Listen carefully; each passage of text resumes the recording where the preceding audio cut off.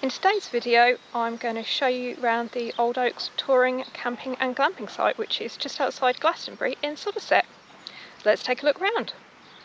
The site is located a short drive from Glastonbury Centre and it's in the middle of the countryside. As a new arrival, you're met at this barrier and then taken up to your pitch. One thing that really appealed to us was that this site is very dog friendly, as you'll see now.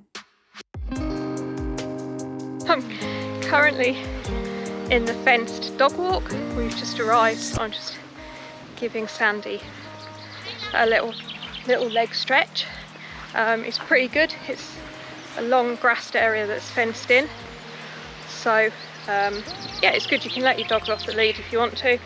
I'm not sure whether this hedge is totally secure for a Chihuahua, so we're just going to stay on the lead, but it's a nice facility, even keeping her on the lead. We don't tend to let our dogs off the lead very often in our local parks because they're very easily distracted, and I'm not sure their recall's fantastic. So it was brilliant to have a facility like this.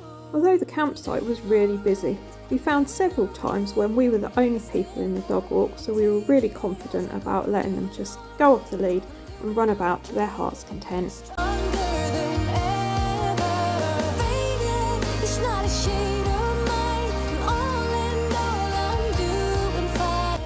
The dog walk was plenty big enough for our little hounds, but there is also a dog field which is much larger. I think it's 3 acres, and dogs again can be let off the lead. It's fully enclosed.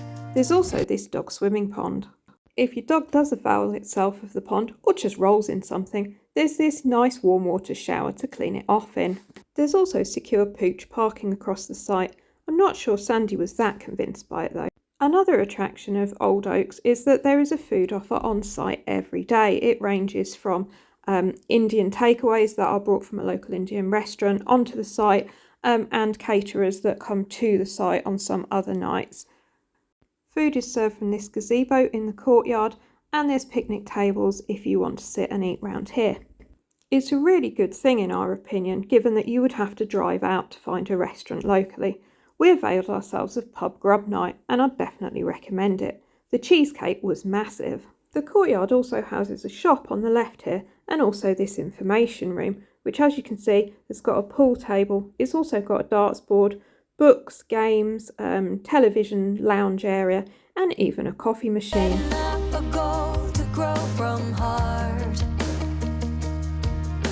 It's all about to master who we are. As well as touring and some tent pitches, there's also shepherd's huts, cabins, and glamping pods.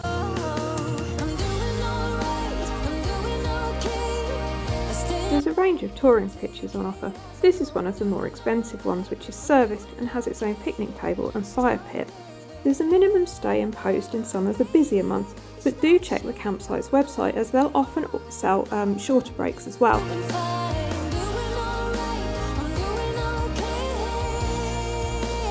We had a standard pitch in the birches area, but as you'll see, even the standard pitch is pretty generous.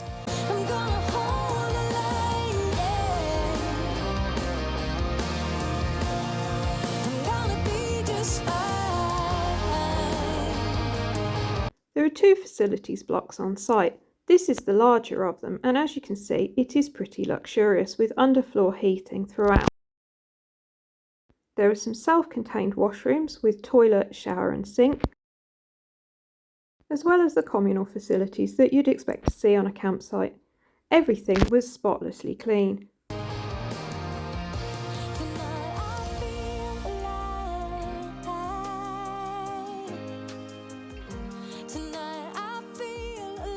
In the lobby area, there's also dishwashing facilities and a fridge and microwave. There's even an iron and an ironing board, as well as a dedicated washing machine for dog blankets and bedding. Our pitch was closer to the smaller facilities, but these were no less immaculate and no less welcoming, again with underfloor heating and everything that you'd expect. Guests also seemed to really respect the facilities.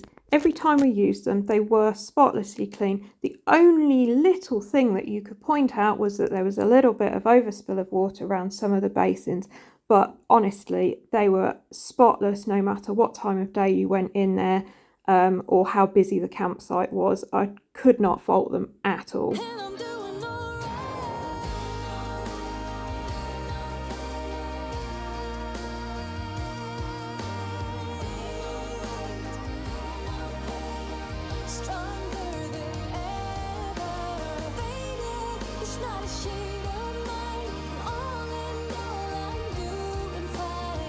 And it's not just the ladies that get the immaculate facilities. Kerry confirmed and has videoed for you that the men's were equally good.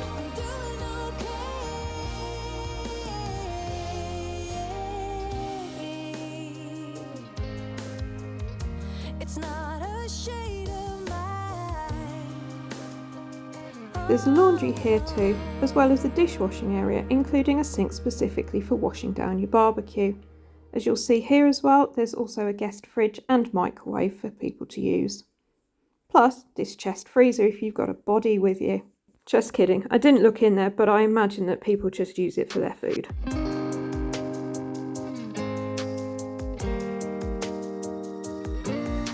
Standing at the door, I'm on the way. There's service points across the site with recycling bins, regular bins, water, wastewater and disposal, etc. We simply couldn't fault our stay at Old Oaks. In fact, as soon as we got home, we were looking on the computer to book another stay. The only disappointment is that it's not open during winter, because we would happily come back over the colder months. A million things I guess that I should say. If you've enjoyed this video, please give it a thumbs up and consider subscribing as we take you around Glastonbury, various other parts of the country, and also take you on tours of other campsites that we go to. Thanks for watching. I waited for the moment to unfold.